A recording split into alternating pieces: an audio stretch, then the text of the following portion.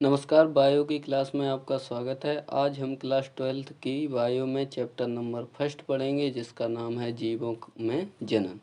तो पहली डेफिनेशन है जीवन काल। तो जीवन काल क्या होता है वो समझिए। जीवन काल देखिए, क्या जीवों के जन्म से मृत्यु तक के काल को जीवन काल या जीवन अवधि कहा जाता है।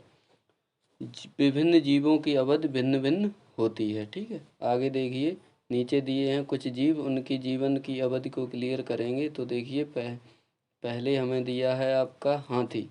तो हाथी का जीवन काल होता है आपका 70 साल। हाथी के जीवन काल होता है आपका 70 साल। ठीक, आगे देखिए, कुत्ते का होता है आपका 12 वर्ष जीवन काल। ठीक है, तितली का दिया है 1 से 2 हफ्ते। ठीक है, गुलाब का होता है आपका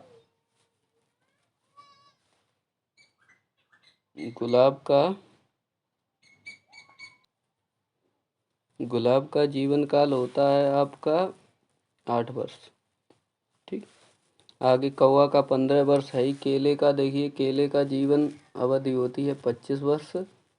गाय की आपकी दी है 18 से लेकर 22 वर्ष तक। तोते का आपका दिया है 140। तोते का दिया है आपका 140 वर्ष। ऊपर देखिए, मगरमच्छ का 60 वर्ष होती है जीवन अवधि। घोड़े की होती है आपकी 25 वर्ष। घोड़े की अवधि होती है आपकी 25 वर्ष। ठीक, आगे फलमक्खी आपको क्लियर करनी है कितनी होती है। ठीक है, धान की होती है 3 महीने से लेकर 4 महीने तक। ठीक है, 3 महीने से लेकर 4 महीने तक आपकी होती है धान की। ऊपर आगे देखिए, कछुए की होती है 100 से लेकर 150 वर्ष। और बरगद के पेड़ की होती है आपकी 200 वर्ष।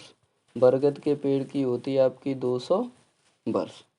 ठीक है, आगे आगे आगे डेफिनेशन देखिए क्या है। आगे अगली डेफिनेशन आई है हमारी जनन।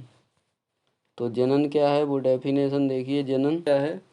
जनन डेफिनेशन है, जनन में देखिए क्या है, जीवों में होने वाली वह प्रक्रिया जिसके अंतर्गत जीव अपने समान दूसरे जीवों को जन्म देते हैं, जनन या रिप्रोडक्शन कहलाती है। ठीक है, यह जीवों की मूलभूत विशेषता होती है। ठीक है, जीवों के प्रमुख लक्षण देखिए क्या क्या होते हैं। जीवों के प्रमुख लक्षण, जनन जीवों का प्रमुख लक्षण होता है। ठीक है, जनन द्वारा जीव अपने समान अन्य जीव उत्पन्न करते हैं। पृथ्वी पर जीवन की निरंतरता है वो जनन द्वारा संभव ही है। जनन द्वारा आनुवांशिक पदार्थ जैसे डीएनए होते वो एक जीव से दूसरे जीव में स्थानांतरित होते रहते हैं। जनन के उद्देश्य देखिए, जनन के प्रमुख उद्देश्य होते हैं, पहला है जाति की निरंतरता। जाति माने यहाँ पर कास्ट नहीं है आपकी, यहाँ पर जाति होगी एक ग्रुप। जैसे आपका कबूतरों का ग्रुप है, पैरेट का ग्रुप है, तो उनकी निरंतरता जनन द्वारा संभव ही है, संभव बनी रहती।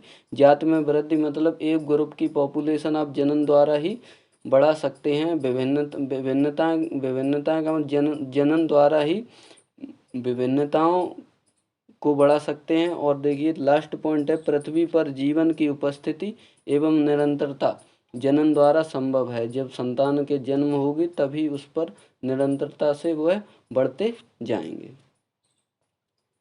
अगली हेडिंग है जनन की विधियां। तो जनन निम्नलिखित 2 प्रकार से होता है। नंबर 1 अलैंगिक जनन, नंबर 2 लैंगिक जनन।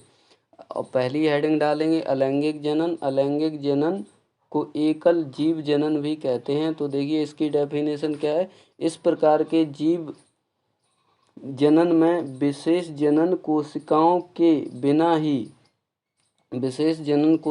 बिना ही एक ही जीव द्वारा नई संतान का निर्माण होता है। इसके फलस्वरूप जिस संतान का जन्म होता वह आनुवांशिक रूप से अपने जनक के समान होती है।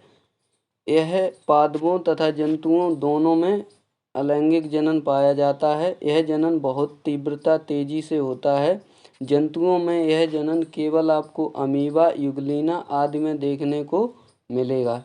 ठीक है, आगे देखिए अलैंगिक जनन के प्रकार। तो अलैंगिक जनन के प्रकार में पहला आपका प्रकार है द्विविभाजन या द्विविखंडन। देखिए क्या है, इस प्रकार के जनन में जनक जीव अनुकूल परिस्थिति आने पर समान दो भागों में विभाजित हो जाता है तथा प्रत्येक भाग में एक नई संतान का निर्माण होता है। यह समसूत्री विभाजन से होता है। इसमें जनक जो सदस्य होगा उसकी मृत्यु नहीं होती है, परंतु पृथक जीव के रूप में अपना इसका अस्तित्व कुछ नहीं रह जाता, अर्थात समाप्त हो जाता है। इस प्रकार का जो अलैंगिक जनन है वह अमीबा में आपका पाया जाता है। ये हमारा था अमीबा। ये केंद्रक देखिए कुछ परिस्थिति आ गई तो यह हमारा केंद्रक स्वतः ही दो भागों में टूटने लगा और ये देखिए विभाजित होकर दो भागों में, समान दो भागों में टूटकर विभाजित हो गया। इसी को द्विखंडन या द्विखंडन अलैंगिक जनन कहते हैं। इस चित्र को आप बना लें। धन्यवाद।